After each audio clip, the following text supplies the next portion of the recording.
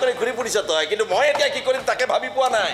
বৰ বিশেষ একো কৰিব নালাগে। এটা কাম তই এটা কাম কৰ, এটা হেভি এমাউণ্ট ল'ৰাটোৰ ককায়েকৰ হাতত দি, আৰু ইহঁত দুটাৰ লাভ ষ্টৰী কিনি পেলা চিধা অংক। এনেকুৱা কৰিলে ককাইকে মান্তি হ'বতো। হ'ব খাবলৈ নোপোৱা ডাল দৰিদ্ৰ ভিক্ষাৰী। কুকুৰে যেনেকৈ হাৰ্ডি দেখিলে চুবাবলৈ আহে, সেই ডাল দৰিদ্ৰ ভিক্ষাৰীবোৰে নোটৰ বান্ধি লিখিলে চেলেকিবলৈ আহে। Good morning sir. তোমাৰ কথাকেই আলোচনা কৰি আছিলো। মানে তুমি কামক লৈ ইমান চিন্তা, যেইটাত আহিবলৈ কওঁ সেইটাতে আহ। মোৰ কথা ছাৰ। তহঁতে কাম কৰ, মই এঠাইৰ পৰা আহোঁ। ক'লৈ যাওঁ? তই কোৱা কামটোকে কৰিবলৈ যাওঁ। হাৰ্ডি এডাল দি দিওঁ, কুকুৰে আহি চুবাও। ভণ্টিৰ ভিতৰতে আছে, এইবিলাক কথা তই এতিয়া জানিব নালাগিছে। কোনো কাৰণতে নাজানে দোষ, এইবোৰ তোৰ পাৰ্চনেল মেটাৰ, মই তাত মোৰ বুজিবলৈ নাযাওঁ। আচ্ছা বাদ দিয়া এইবিলাক কথা। তোমাৰ পাৰ্চনেল লাইফটোৰ কথা জানিবলৈ বৰ মন যায়। তোমাৰ ঘৰত কোন কোন আছে? মা আছে, দেউতা আছে আৰু ভণ্টি এজন। আৰু ঘৰখনৰ ইনকামৰ চ'ৰ্চ বুলিবলৈ? ময়ে ছাৰ। মোৰ উপাৰ্জনৰ টকাৰে ঘৰখন চলে। ঘৰখনৰ কথা ভাবোতে ভাবোতে তুমি চাগে নিজৰ কথা ভাবিবলৈ সময় নোপোৱা। নিজৰ কথা ভাবিবলৈ মনো যোৱা নাই ছাৰ। বহুত দায়িত্ব আছে। এই দায়িত্ববোৰ পালন কৰিও নিজৰ কথা ভাবিব পাৰি নেকি? আমিবোৰে নোৱাৰো ছাৰ। আমাৰ দৰে মানুহবোৰে নিজৰ কথা ভাবিবলৈ গ'লে আনবোৰে কষ্ট খাবলগীয়া হয়। সেইদিনৰ কাৰণে যদি নিজৰ কথা ভাবি কোনোবা ৰেষ্টুৰেণ্টত বহি খোৱাৰ কথা ভাবোঁ, সিদিনাখনে গোটেই ঘৰৰ মানুহবোৰ লঘোণে থাকিব লগা হয়। অলপ কম ৰবা, অহা মাহত যাতে তোমাৰ দৰমহাটো অলপমান বঢ়াই। তেনেকুৱা কৰিলে বৰ উপকাৰ কৰা হ'ব ছাৰ। আৰে উপকাৰটো কৰিবই লাগিব। তুমি ইমান চিন্তাৰ কামক লৈ কেতিয়াও আপুনি যে এইখিনি কথা বুজিছে ছাৰ। আৰু বুজিম যদিহে তুমিও বুজি পোৱা। নহয় মানে কামৰ কথা কৈছো, যদি আমাৰ ঠিক আছে হ'ব। অ'কে, তুমি তাতে ৰোৱা, মই গৈ আছোঁ। অ'কে ঠিক আছে হ'ব। কাৰ ফোন ভণ্টি? তোমাৰ বয়ফ্ৰেণ্ডৰ ফোন ন? নহয়, আপোনাৰ শহুৰৰ ফোন। এই তেখেতৰ বোলে তলৰ দাঁত দুটা সৰিল আৰু ওপৰটা বোলে নাচি আছে, তাকেই ক'বলৈ ফোন কৰিছিল। হ'ল বুলি ইমান বেয়াকৈ ক'ব লাগে নেকি? আপোনাৰ লগত ভালদৰে কথা পাতিবলৈ মোৰ একেবাৰেই মন নাই। কি বেয়া কাম কৰিলো মই তোমাৰ লগত? কি বেয়া কাম কৰিলো? এতিয়ালৈকে তেনেকৈ একো কৰা নাই, কিন্তু পাছলৈ বহুত কিবা কিবি কৰিব যেন লাগে।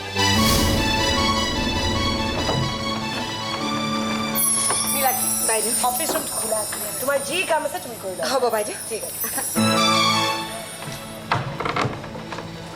শহুৰৰ কথা কয়, বিয়াই পতা নাই মোৰ।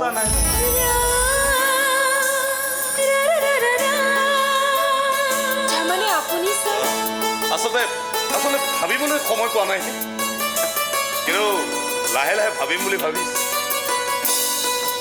যদিহে কোনোবাই সঁহাৰি দিয়ে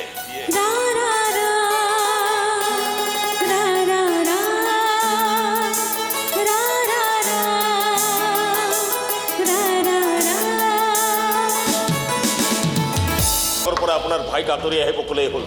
ইমানতে খতম কৰক সিহঁতৰ প্ৰেম কাহিনী। আৰে এই প্ৰেম কাহিনীৰ নাম পাতনি জানো, নাম এণ্ডিং জানো। আৰু আপুনি চিধাই টকাৰ বান্দিল লৈ মোৰ সন্মুখত খাৰা হৈ দিলে। জানিবলৈ একো নাই। আপোনাৰ ভাইটোৱে মোৰ ভণ্টি কেনেকুৱা যাদু কৰিছে যে এতিয়া তাইক কাৰো কথা শুনিবলৈ ৰাজি নহয়। ই যাদুকৰ বনি গ'ল নেকি? এই পাৰ যদি তাক কবিচোন, যাদু কৰি মোৰ ঘৰৰ চোৰটো উলিয়াই দিব পাৰিবা? মই ইয়াত ধেমালি কৰিবলৈ অহা নাই। আৰু আপোনাকো মই ধেমালি কৰিব পৰা মানুহ বুলি ভবাও। এই ধেমালি এইবোৰ মানুহৰ লগতে কৰিব পাৰি, যিবোৰে ধেমালি বুজি পায়। আৰে বুজি পাব, মগজু থাকিব লাগিব, বুদ্ধি থাকিব লাগিব। এইবোৰ মোৰ নাই বুলি ভাবিছে নেকি? যদি আছে তেনেহ'লে এহাল ল'ৰা ছোৱালী ভাল পোৱা কিনিবলৈ আপুনি হাতত টকাৰ বান্দিল লৈ মোৰ সন্মুখত থিয় হৈ নাথাকিলে। এইবোৰ ভাল পোৱাক স্বীকৃতি দিবলৈ মই ৰাজি নহয়। এই দুদিনীয়া বস্তু এইবোৰ দুদিনতে খতম হৈ যায়। তেনেহ'লে সেই দুদিন ৰৈ নিদিয়ে কিয়? আপোনাৰ 5 লাখ টকাটো বাচি যাব। মই মোৰ ভণ্টিক বহুত বেছি মৰম কৰোঁ। মা দেউতাৰ মৃত্যুৰ পিছত মোৰ ভণ্টিক মোৰ বুকুত সাৱটি ডাঙৰ দীঘল কৰিছোঁ। যেনেকৈ মই মোৰ ভাইটোক ডাঙৰ কৰিছোঁ। মই বহু কষ্ট কৰি মোৰ কনষ্ট্ৰাকশ্যন কোম্পানীটো থিয় কৰাইছোঁ। যেনেকৈ মই মোৰ গাড়ী মটৰৰ হস্পিটেলখন খাৰা মোৰ ভণ্টিৰ সুখৰ কথা ভাবোঁতে ভাবোঁতে মই নিজৰ সুখৰ কথা ভাবিবলৈ পাহৰি থাকিলোঁ। যেনেকৈ ই ভায়েকৰ কথা ভাবোঁতে ভাবোঁতে সি সংসাৰ কৰিবলৈ পাহৰি থাকিল। মই গৈ এটা ৰাম বেকাৰৰ হাতত মই মোৰ ভণ্টিক অৰ্পণ কৰিব নোৱাৰো এইবোৰ কৰি মই মোৰ মান সন্মান ডুবাব নোৱাৰো আৰে যদি আপোনাৰ সঁচাই মান সন্মান আছে তেনে এহাল ল'ৰা ছোৱালী ভাল পোৱাৰ বাবে সি কেতিয়াও ডুবিব নোৱাৰে আপুনিতো তেনেকেই ক'ব না ভালেই পাব আপুনি ইমান ধনী ঘৰৰ ছোৱালী এজনী ভাল পাইছে প্ৰব্লেমটো হৈছে মোৰ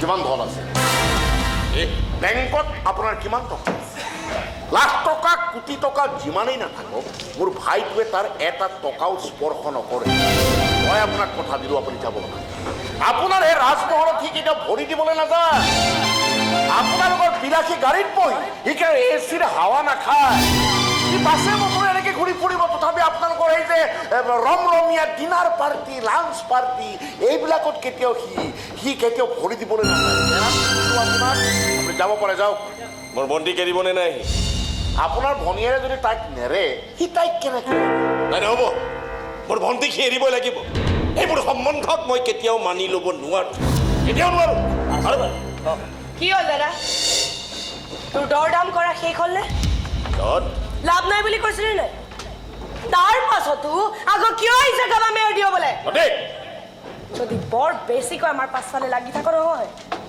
মই কিন্তু আজিয়ে কিবা কৰি পেলাম মই আজিয়ে সুৰঞ্জনৰ লগত বিয়া পাতিম আৰু আজিৰে পৰা মই সুৰঞ্জনৰ লগত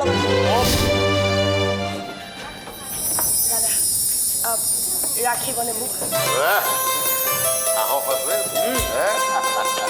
আচলতে কি জানা এইটো অকল মোৰেই ঘৰ নহয় মোৰ ভাইটো আৰু এইটো ঘৰলৈ যিয়ে এক পবিত্ৰ হৃদয় লৈ আহে তেওঁৰ বাবে মোৰ ঘৰৰ দুৱাৰ সদায় খোলা মইহে ঘৰৰ দুৱাৰ খিৰিকী খোলাকে ৰাখিব নোৱাৰো চান্স পালে তোৰে তহিলং কৰি পেলাই ঐ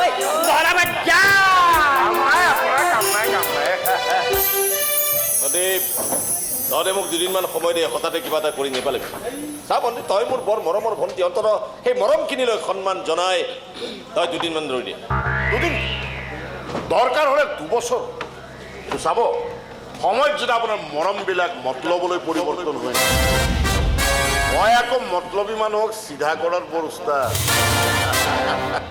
নাই চিন্তা কৰিব নালাগে তেনেকুৱা একো নহয় যি কৰিম মই ভালৰ কাৰণে কৰিম কিন্তু ভালটো কাৰ হয় সেয়া পিছে সময়েহে কয়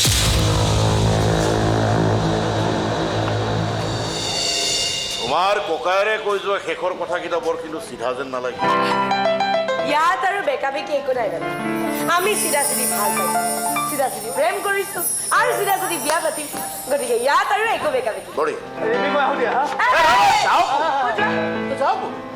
ছোৱালীজনী আহিছে অন্তত ঘৰখন তাইক এবাৰ দেখুওৱা আজি নহয় পিছত কেতিয়া হ'ব আজি মোৰ দৰকাৰী কাম এটা আছে এটা কাম কৰা তুমি দাদাৰ লগত বহি পেলাই গাখীৰ নোহোৱাকৈ চিনি নোহোৱাকৈ গাখীৰ চাহ একাপ বনোৱা এই গৰু এই আহিলোঁ তাকেতো তোমাক কেনেকৈ ইয়াতে এৰি থৈ যাব কিবা এটা আছে